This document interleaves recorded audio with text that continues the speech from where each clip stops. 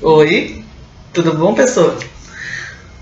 Então, esse vídeo de hoje vai falar sobre um artigo que eu produzi agora recentemente sobre este livro aqui, A Casa dos Espíritos, de Isabel Allende. Primeiramente, é importante dizer que esse livro aqui ele foi publicado pela primeira vez em 1982, né? Tem um filme, eu até pretendo falar sobre esse filme, mas não hoje, isso daí é assunto para um próximo vídeo. Então, meu foco hoje é só esse livro. Tá?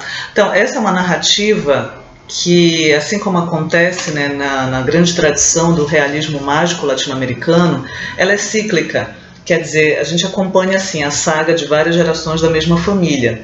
Nesse caso aqui nós temos 3 famílias específicas cujas vidas vão se entrelaçando, né, que são os Trueba, os Del Valle e os Garcia.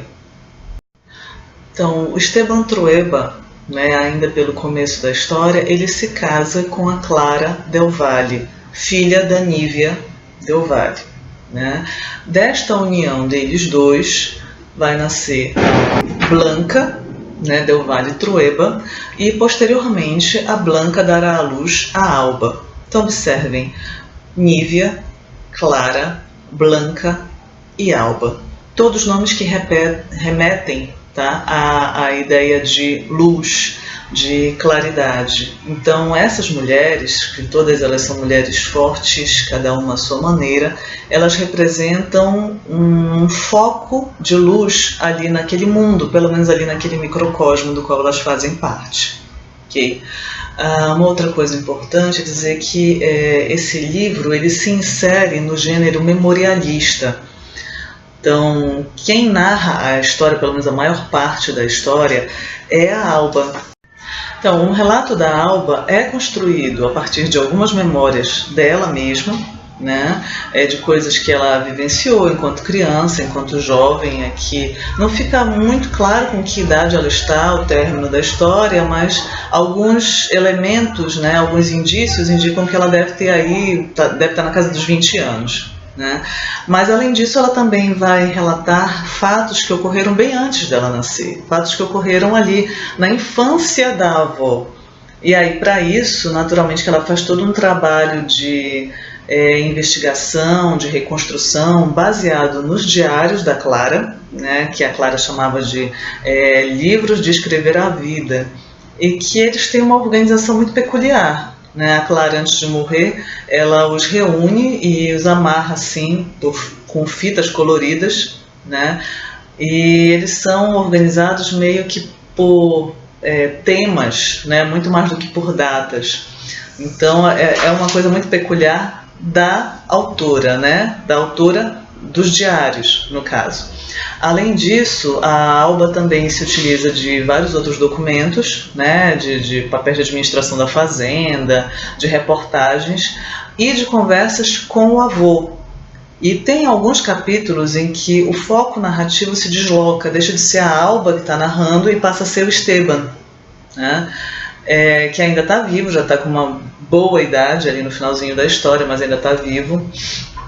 Então, assim, é bem interessante que, inclusive, alguns fatos narrados, eles são narrados 2 vezes, né? Uma vez do ponto de vista dela, né? Coisas que ela não viveu, muitas vezes, mas que ela está ali relendo e analisando, reconstruindo essa realidade, né? E fatos do ponto de vista dele. Tem algumas coisas que ela meio que condena certas atitudes dele com relação às mulheres, com relação aos empregados, e que ele meio que tenta se justificar. Então, quando eu falo em realismo mágico, é preciso entender que ele é um gênero que se aproxima do fantástico, no sentido de que há fatos ou elementos na narrativa que quebram com a lógica do real, embora todo o restante da narrativa se configure, tá, como verossímil.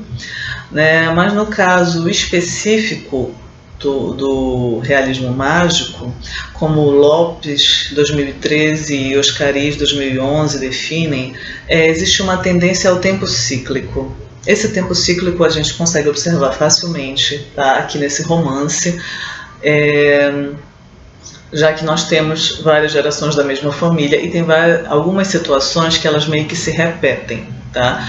Então, por exemplo, o Esteban Trueba, logo pelo começo, né, ele estupra uma mulher, que é a Pancha Garcia, e aí já assim, do meio para o final da narrativa, a neta dele acaba sendo vítima, tá, de sucessivos episódios de violência sexual por parte do neto dele, fruto desta violência que ele cometeu contra a Pancha. Tá? Ou seja, o primo vai vingar na prima o pecado que o avô cometeu. Um outro fato que revela bem claramente essa natureza cíclica dessa narrativa é que há uma personagem que é a irmã mais velha da Clara, ela era conhecida como Rosa, a Bela, que morre logo no primeiro capítulo, né? Essa moça, ela era a prometida do Esteban inicialmente. Depois que ela morre, muitos anos depois, só é que o Esteban vai se casar com a Clara. Então, essa jovem, Rosa, ela era muito diferente. Na verdade, toda a família dos Del Valle, eles têm algumas características assim muito distintas, né? Eles são uma família muito excêntrica, né? Seja na aparência, seja no comportamento, né? Mas eles são muito diferentes. Então, a Rosa, ela tem uma pele clara, pálida, com tons azulados, os cabelos verdes da cor de uma samambaia e os movimentos lentos como se ela fosse um ser aquático, né? E ainda assim ela é considerada a moça mais linda de toda a cidade. Assim, ela gostava muito de bordar. E uma coisa que ela se propôs é que ela iria bordar a maior toalha do mundo. E essa toalha ela ia bordando e enfeitando, né, continuamente, sem cessar, com figuras de animais. Alguns deles são animais, assim, mais verossímeis, né, mais parecidos com animais da vida real. E outros são animais mitológicos, coisas meio deformadas, misturas, né? Talvez de várias espécies animais ou de repente de algumas espécies reais e mais a imaginação dela. Depois que ela morre, né, a gente tem ali a Blanca, que é a filha da Clara com Esteban, que ela produz cerâmica. E a cerâmica que ela produz, né, os presépios que ela faz ali Maria, José, Jesus, os 3 reis magos, mas na hora de fazer os animais, ela faz a vaquinha, mas junto com a vaquinha tem os animais fantásticos, né, também, que lembram os que a tia dela fazia. Né? Posteriormente, quando ela tem uma filha, que é a Alba gosta de pintar. Né? E o que ela pinta, principalmente na parede do quarto dela, é de novo essa mesma fauna mágica, né? Então ela vai ali e ela pinta animais que existem e outros animais que lembram, tá? Que remetem a essa meio que tradição familiar dos animais fantásticos. E além disso, ela tem os cabelos verdes. Ou seja, embora a personagem da Rosa ela tenha morrido lá no primeiro capítulo, ela permanece até o final da história como uma espécie de eco, né? A aparência dela ecoa, os animais mágicos dela ecoam até o final. E para reforçar essa ideia de tempo cíclico, nós observamos ali que tanto o comecinho do livro quanto o finalzinho do livro, eles são praticamente iguais, são espelhados. Né? Então começa e termina com o relato da chegada do cachorro Barrabás, né, a vida da pequena Clara, quando ela ainda tinha ali seus 11 anos de idade, e de como a caligrafia dela era infantil e delicada. Então, de uma certa maneira, é como se pegasse assim, o livro, né, a narrativa, e juntasse as pontas, formando ali um círculo, que, como todo círculo, não tem começo nem fim, né? Fica naquele ciclo infinito. Né? E agora é interessante que, ao mesmo tempo que ela faz isso, a narradora ela diz que ela acredita que todos os horrores que ela vivenciou enquanto prisioneira da ditadura, eles tiveram alguma razão de ser, né? Eles vieram para ensinar alguma coisa, fizeram parte de um plano maior, de um círculo maior da vida, e que ela pretende quebrar esse ciclo, não alimentando o ódio contra o seu torturador, não procurando ir atrás de vingança contra ele. O caráter fugidio, ou seja, é difícil de caracterizar totalmente o que é o fantástico, o que é o realismo mágico, assim como também é difícil caracterizar totalmente o que é a escrita de autoria feminina. Um outro aspecto importante aqui, né, é que a Isabel Allende, ela era chilena e ela era parente do Salvador Allende, que foi presidente do país e que morreu durante o golpe militar, e ela acabou indo parar no exílio, né, e procurou ajudar então, algumas pessoas, né. Ela era jornalista, né, mesmo assim à distância, afinal de contas a vida dela corria perigo ali. Assim, muitas vezes argumenta-se, tá, que a escrita feminina ela tende a ser muito baseada em elementos autobiográficos dos autores. Olha, isso é fato. Mas, assim, isso não é exatamente um problema. Talvez isso seja mais evidente na escrita feminina do que na masculina, mas, segundo Antônio Cândido, 2011, ele diz que toda ficção, ela nasce da realidade do seu autor, tá? E aí, assim, só que cada autor vai ter um maior ou menor grau de habilidade, né, de reconstruir, de reconfigurar, né, de aproveitar esse grãozinho de realidade para transformar numa outra coisa totalmente diferente. Além disso, em 1975, Barthes disse que não tem como um autor se deslocar totalmente do seu papel social no momento da enunciação. Significa que a escrita feminina ela é essencialmente feminina e a escrita masculina é essencialmente masculina. Então, mesmo quando um homem ele simula, né, assim, assume um eu lírico feminino e escreve, né, como se fosse uma mulher, sempre será um simulacro, porque em um momento ou em outro ele vai deixar escapar que não é uma mulher que está escrevendo, e sim um homem. E o contrário também. Uma outra questão da escrita feminina que é muito presente é a questão da sexualidade. Existe uma certa tendência na escrita feminina a se falar muito do prazer, da presença do prazer ou da ausência do prazer. Esse foco no corpo muitas vezes é uma forma de escapar à lei do pai, né? A sociedade patriarcal assim tão conservadora, uma forma mesmo de quebrar com essas regras. Essa insistência, tá, em falar sobre o prazer feminino tem a ver com uma ideia proposta por Lacan de que no homem a excitação sexual ela é visível. O gozo sexual masculino é visível. No caso da mulher, não há elementos visíveis assim tão óbvios. Então, o que se sabe sobre este gozo, que é um gozo muito mais misterioso, é apenas aquilo que a pessoa que o experimenta fala a respeito, né? Deixa transparecer a respeito. Então, de uma certa maneira, essa insistência da escritura feminina em falar na sensualidade, no erotismo, na sexualidade, não deixa de ser uma forma de tentar compartilhar esse gozo com o leitor. No livro A Mulher Escrita, Branco e Brandão utilizam uma metáfora que eu acho muito bonita e muito interessante para se entender um pouco melhor a natureza da escrita feminina. A escrita feminina, assim como o crochê, muitas vezes você pega parte de uma única linha, um fio de linha imenso, contínuo, tá? Você parte aqui do nada, apenas um fio que vai se dobrando sobre si próprio, e com isso se vai construindo um certo desenho, ou seja, se vai discutindo um certo tema, se falando de certas ideias. Só que assim, é tudo feito com tanta minúcia, com tantos detalhes, que para melhor assim conseguir enxergar qual é o desenho que se fez, né, o que se tentou construir ali, só colocando a peça contra a luz.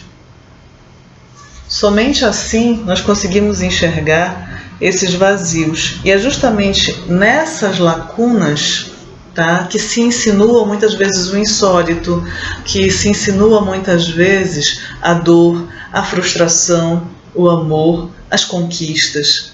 Tá? Por isso que muitas vezes a escrita feminina ela é verborrágica, a gente tem essa profusão de adjetivos, de advérbios, de detalhes, de descrição de cores, de cheiros, né? O leitor muitas vezes ele tem que mergulhar nessa experiência sinestésica para conseguir realmente captar qual é a essência, né? Porque é uma essência que ela é fugidia, é uma essência que ela está ali, mas ela não está totalmente materializada, né? É preciso mexer com a sensibilidade, né? ou se abrir para essa sensibilidade para conseguir captá-la.